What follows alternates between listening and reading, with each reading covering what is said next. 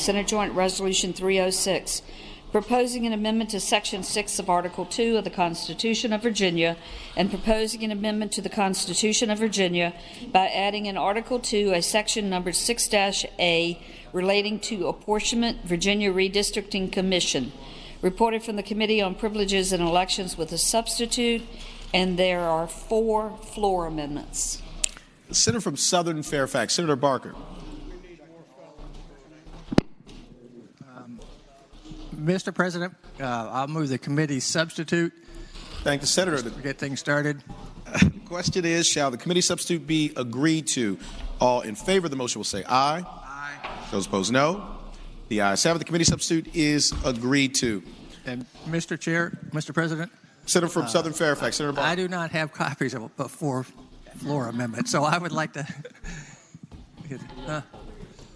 Okay. All right. Thank you.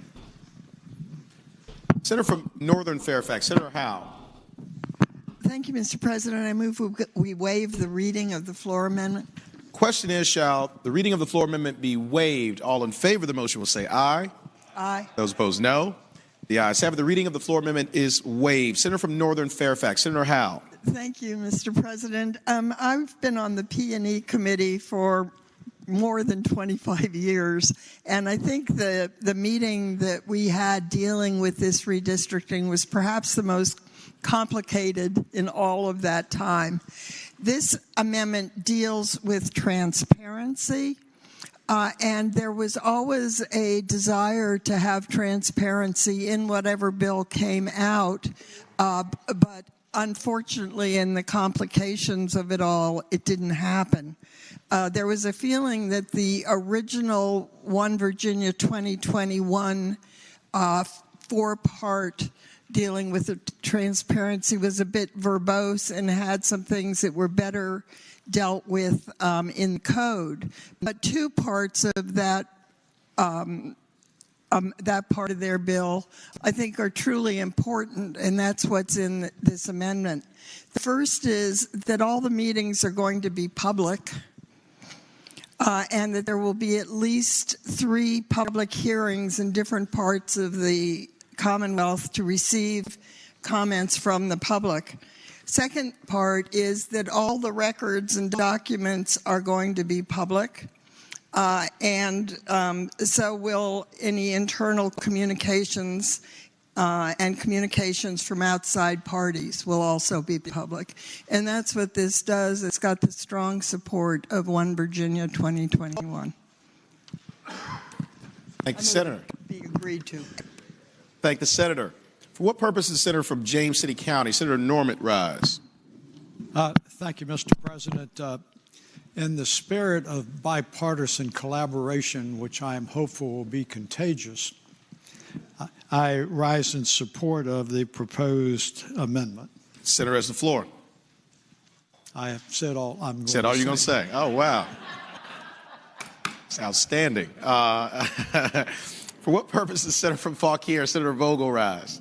Thank you, Mr. President. I also rise in support of the amendment, and perhaps I can elaborate on his very brief remarks. Senator has the floor. Which is very rare, as the body knows. I would just like to say we heard this in committee, and I appreciate the patron who has introduced the floor amendment. The discussion was in committee whether or not this should appear in the Constitution or whether or not it should appear in criteria, and there was some difference of opinion. And I think that having it transparency is such a high priority, and as it's set forth here, I think it actually warrants being more than just criteria, but actually being in the language. And so I would also ask the members of the body to support her amendment. Thank you. Thank the Senator. For what purpose does the Senator from Southern Fairfax, Senator Barker, rise? Mr. President, I rise to join with the Senator from Fauquier, the Senator from James City, and the Senator from Northern Fairfax in supporting this. Thank the Senator. Do any other senators wish to be heard on the floor amendment? Seeing none, the question is, shall the floor amendment be agreed to? All in favor of the motion will say aye. Aye. Those opposed, no. The ayes have it. Floor amendment is agreed to. The senior senator from Richmond City, Senator Sturtevant. Thank you, Mr. President. I have 3 amendments, but Mr. President, I would like to withdraw floor amendments numbers 1 and 2. Without objection, Floor amendments 1 and 2 are withdrawn. Mr. President, I move that we waive the reading of floor amendment number 3. Question is, shall the reading of floor amendment number 3 be waived? All in favor of the motion will say aye. Aye. Those opposed, no. The ayes have it. The reading of the floor amendment is waived. Senior Senator for Richmond City, Senator Sturtevant. Mr. President, I move that floor amendment number 3 be agreed to. And speaking to that, Senator has the floor. Mr. President, members of the Senate, I'm very proud of what this body is in the process of doing, and that is working on real, meaningful redistricting reform. Gerrymandering is as old as politics, and both parties have done it. There's no denying that. But this is an opportunity for us in the coming decade to put before the voters and to put in our Constitution a new way forward and a way to draw districts in a way that they have not been drawn in the past, and that is by taking consideration of political party and incumbents out of the process. And that's what this very simple floor amendment seeks to do. It says no electoral district shall be drawn with the intent of favoring or disfavoring any political party, incumbent legislator or member of Congress or individual. It's short, it's to the point, it's simple, but that, I think, is its beauty is in its simplicity, and it is something that I'm hopeful that everyone in this body can get behind so that we can move into the next decade after putting this before the voters to draw our districts in the fairest way possible, and that is in a way that takes those significant political considerations out of the process as much as we possibly can. And with that, Mr. President, I'd renew my motion that we agree to the floor amendment. Thank the Senator. For what purpose does the Senator from Southern Fairfax, Senator Barker, rise? Mr. President, I rise to speak to the amendment. Senator has the floor. Mr. President, I rise in opposition to this particular amendment. I do not think it is something that is useful and beneficial. I think it is something that presents some significant issues and some challenges that we could otherwise avoid in moving forward on things. This deals with the drawing of districts, the drawing of district lines, and what the effects are of those changes to those lines. Every aspect of districts, every change that's made of the district lines favors or disfavors political parties and incumbents. So therefore, any change is automatically going to have this impact. So the question then becomes, what is the intent, and whether there is an intent to do this to specifically to favor a political party or disfavor a political party or an incumbent or someone else.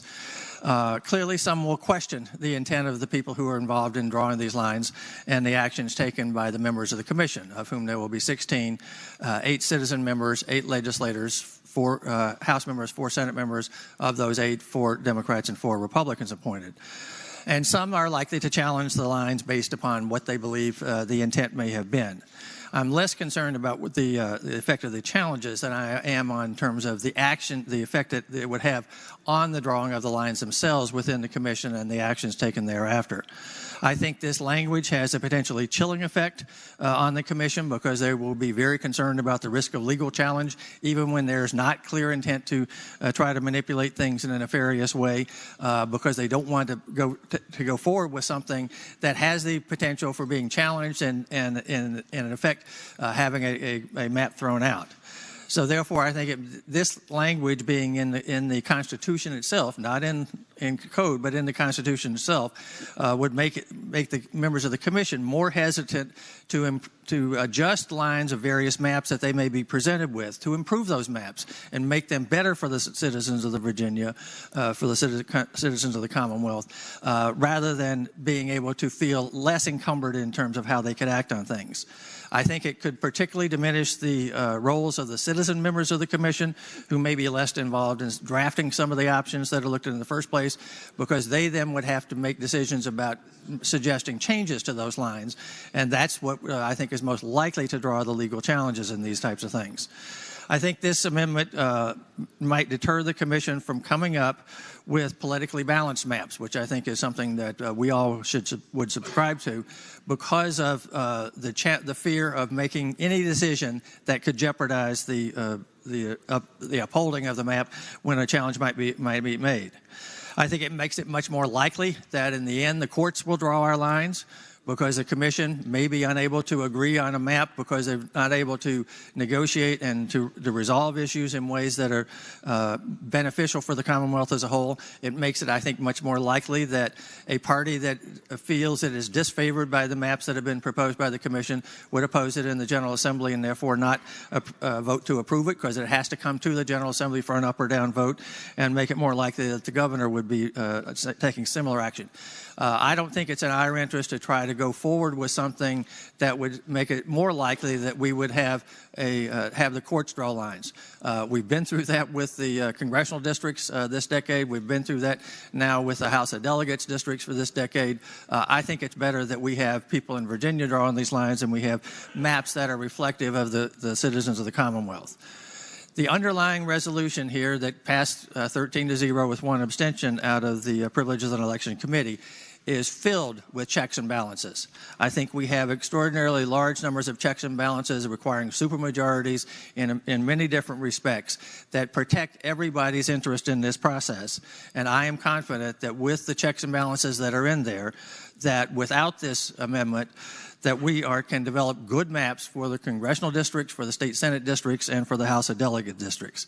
This amendment sends the message that we don't trust this commission to be able to do its job before it's even formed. And I think that is inappropriate for us to move forward with this type of thing right now, and to, in effect, start to put criteria into a constitution rather than into the Code of Virginia. And I would hope it be the pleasure of the body to reject this amendment. Thank the senator. For what purpose does the senior senator from Chesapeake, Senator Cosgrove, rise? Speak to the amendment, Mr. President. Senator has the floor. Thank you, Mr. President. Ladies and gentlemen of the Senate, I've been in the General Assembly for 16 years, and 12 of that was in the body down the hall. And with profuse thanks to Senator Norman, the gentleman from James City County, I'm on P&E in the Senate. Again. But let me tell you, in all of that time serving on P&E, I have never, ever voted for one of these bills. Never.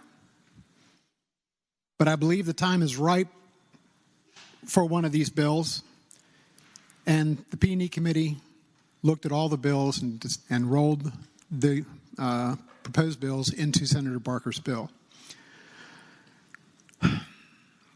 You know, it was said that the beauty is in the simplicity of the amendment, but I can tell you that a landmine is simple in design, but it makes it no less lethal.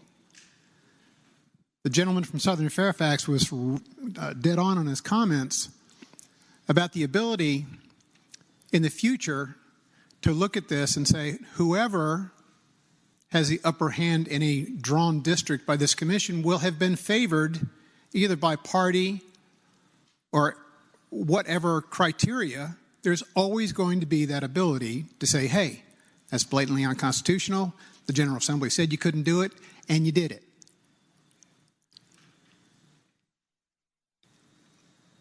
This amendment will destroy this bill. And if this amendment's in the bill, I'm not going to vote for this one. Thank you. Thank the senator. For what purpose does Senator from Bath, Senator Deeds, rise? Mr. President, speak to the amendment. Senator has the floor. Mr. President, since about 2002 or 2003, I've been introducing redistricting constitutional amendments and bills. And this constitutional amendment is not the one that I would have introduced. It's not entirely consistent with everything that my ideas have put forth in the years past and even this year, but it's still a step forward.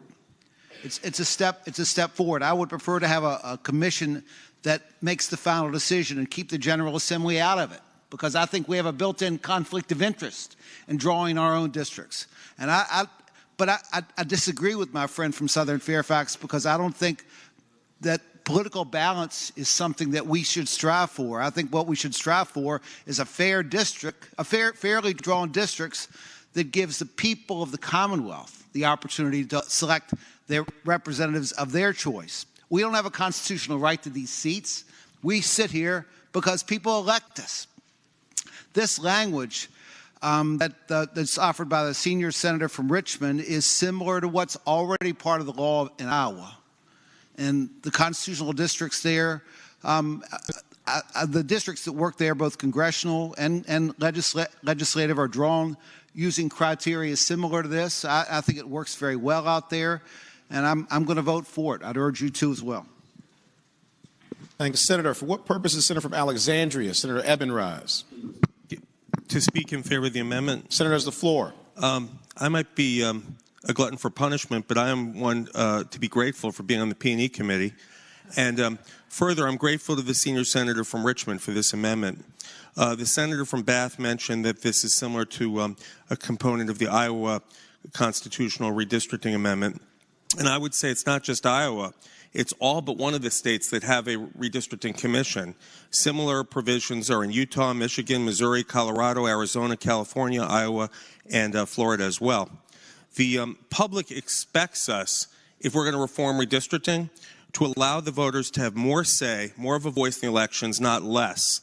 And the current system in the mind of the voters of Virginia, or those that are paying close attention and concerned about why their districts shift around and why their districts don't seem to be competitive in cases where they could be competitive, is broken. And we have a chance to fix it. And the amendment provides, the underlying constitutional amendment resolution provides for a commission. But this amendment says the purpose of a commission. It's not just to draw districts, it's to draw districts without political considerations. So I hope that we'll do that and that we'll adopt the amendment. It is simple, and it speaks for a very simple principle, democracy. With that, I hope we pass the amendment. Thank the senator. For what purpose the senator from James City County, Senator Norman rise? To speak about the bill. Senator has the floor. First of all, I want to thank the senior senator from Richmond. I know that he has offered this amendment because he, in fact, is committed to it and believes in it. But also I want to thank him. It is a rare opportunity that I ever get a compliment on anything, and just feeling all the love emanating from the senior senator from Chesapeake is almost more than I can embrace on that. But I want to thank the senator from Southern Fairfax for one occasion. We all know that the only thing that he does faster than running is speaking. And I want to thank him because he was speaking in a very deliberate manner that even I could understand this afternoon. And I thank you for that. And I thank you for picking up on my innuendo a moment ago that we're going to enjoy some bipartisanship. And I rise and associate myself with the comments from the senator from Southern Fairfax and encourage us to resist the amendment. Thank the senator. For what purpose does the junior senator from Richmond City, Senator McClellan, rise? Thank you, Mr. President. Speaking to the amendment. Senator has the floor. Very briefly, I just wanted to address the concern raised by the, I can't remember where he's from, gentleman from Southern Fairfax about the chilling effect that he believes this amendment would have on the commission. I didn't have the privilege of being on this side of the Capitol when we did redistricting, but I was on the other side of the Capitol and had the very strange experience of being a witness, not once but twice, in a lawsuit challenging redistricting maps. And when that process started, everybody lawyered up. When the bills weren't even introduced yet, the P&E committee and the people working with legislative services had a lawyer, the caucuses had lawyers, and everybody, when they had proposals for changes to the bills that is introduced, they consulted with a lawyer. And I think whether we pass this amendment, whether we pass this resolution, more likely than not, just given where politics is today, and given that redistricting brings out the worst in everybody, my guess is, going forward, everybody's going to lawyer up anyway. And whoever is perceived to be on the losing end of redistricting is probably going to try to file a lawsuit. But when that lawsuit is filed, you have to prove that there was an intent to favor or disfavor any political party. Well, you know how you avoid such a finding? When you're drawing the maps, don't use political performance index data to draw it. And when you draw it, look at, are you keeping communities of interest together? Are you dividing the Commonwealth in a way that preserves one man, one vote? Are you complying with federal law under the Equal Protection Clause and the Voting Rights Act? And if you've done that, it's going to be very difficult, regardless of the impact. If the impact of the plan is it favors one party over another, that's not what the intent of drawing it was, because you didn't look at the data to begin with. And my guess is if no one on that commission is looking at the political data when drawing the map, it's going to be very difficult for even the best lawyer to prove their intent was to favor one political party over the other. And that's why I think if we're serious about saying we want to end gerrymandering, then just take the tools out of their hand that are used to do political gerrymandering. Thank you. Thank you, Senator. For what purpose is Senator from Roanoke County? Senator Suderline rise. Mr. President, speaking of the motion briefly. Senator, the floor.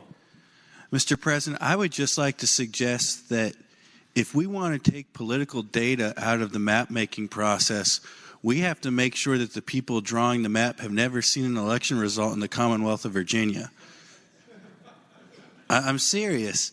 Does anyone not remember when we were watching our last Senate returns and the Senate was hinging on one district left and the one county that hadn't reported was Powhatan? I knew things were looking pretty good from my perspective. And I suggest that other folks that wanted the Senate election to go a different way weren't happy that Powhatan was what was remaining. Now, is that because anyone had all the election data on Powhatan, or is it because we had observed an election happening in the Commonwealth before? And so I would just speak to that and leave that thought with you as we consider this amendment. Thank you, Senator. For what purpose does the Senator from Southern Fairfax, Senator Barker, rise? Mr. President, I don't do this too often, but I do rise to agree wholeheartedly with my colleague from Roanoke County, with one exception, and that was I didn't think we were looking too good when Powhatan was the only county out. So it was clear what the effect was going to be. And I think one of the things that we have to keep in mind is that there is absolutely no way possible, unless we sequester people without access to internet or TV or anything else, that the members of the commission.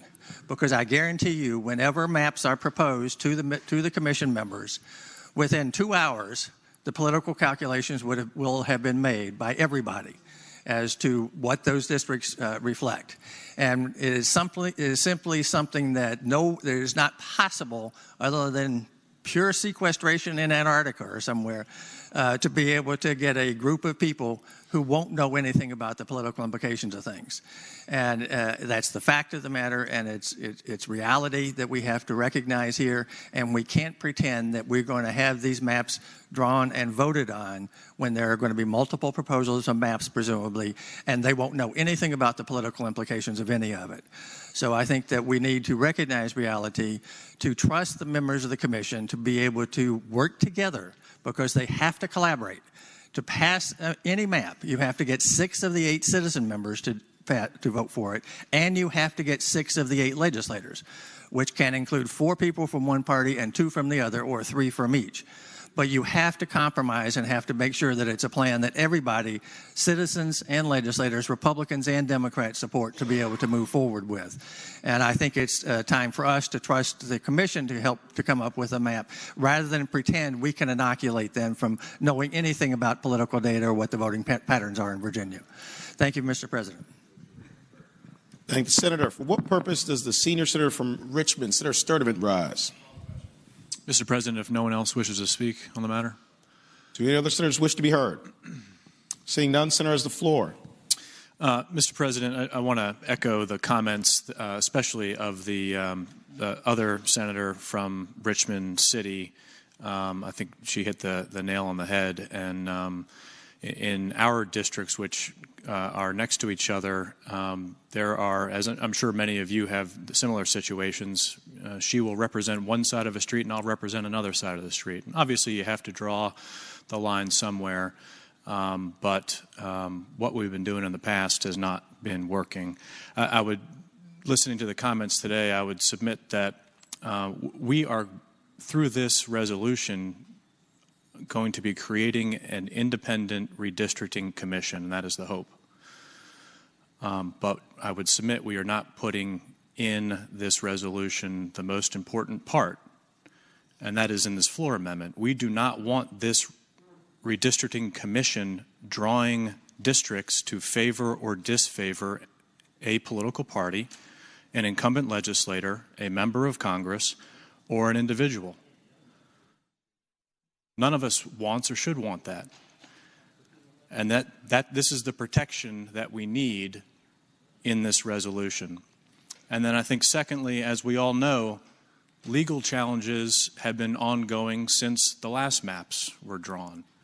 And we've now had situations where a consultant from California has been redrawing those maps. And that's not the democratic process. That is not the way that this process should work.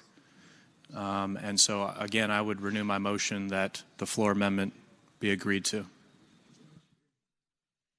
Thank you, Senator. The question is, shall the floor amendment be agreed to? All in favor of the motion will say aye. Aye. Those opposed, no? No. The ayes have it. The floor amendment is agreed to.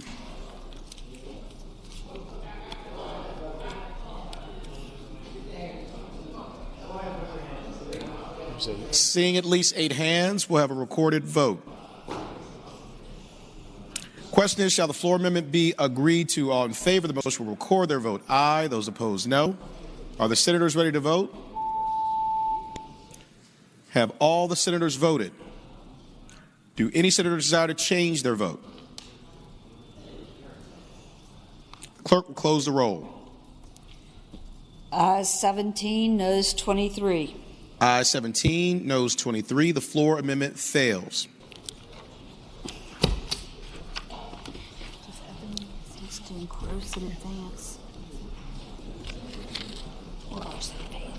Senator from Southern Fairfax, Senator Barker. Mr. President, I move that we now engross and advance this to its third reading. The question is, shall the joint resolution be engrossed and advanced to its third reading? All in favor of the motion will say aye. Those opposed, no. The ayes have it. Resolution is engrossed and advanced to its third reading. Supplemental calendar number